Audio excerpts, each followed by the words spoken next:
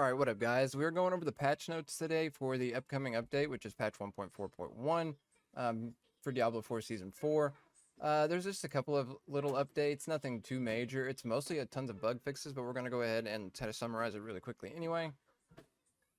So this update is scheduled to come out on the 28th of this month, which is going to be about 4 days from now. We're reading this on the 24th. So starting out with game updates, they're making it where the enchanting window now will tell you that you can't roll into a greater affix, which I guess is nice.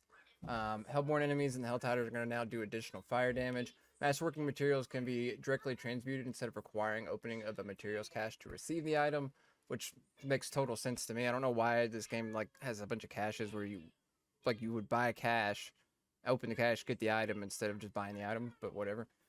Once Masterworking is unlocked by one character, it's accessible on all characters across all realms. So I guess people in the Eternal realm wanted to have Masterworking after playing Seasonal.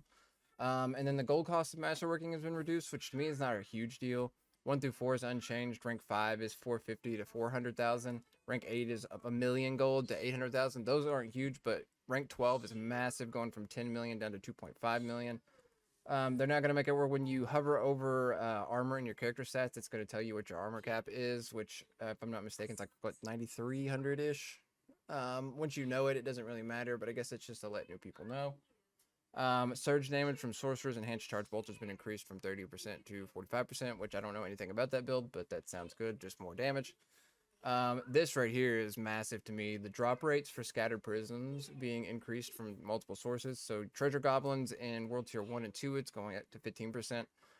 World tier 3 is 25, and then world tier 4 is 30. And now world bosses always drop the scattered prisms, and the amount they drop is increased by the world tier. So if you're doing a world boss in 1 and 2, you'll get 1 prism. World tier 3 is 2, and then world tier 4 is 3, which is really nice because you can't put jewel slots on anything. And the butcher always drops scattered prisms now as well.